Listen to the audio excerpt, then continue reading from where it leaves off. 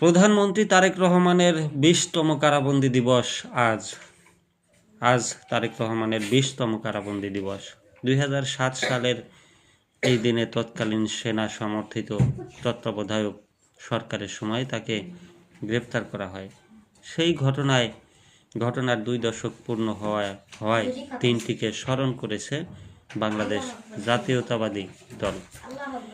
২০০৭ সালের ৭ মার্চ রাজধানীর বাসা থেকে তারেক রহমানকে গ্রেপ্তার করে আইন শৃঙ্খলা বাহিনী।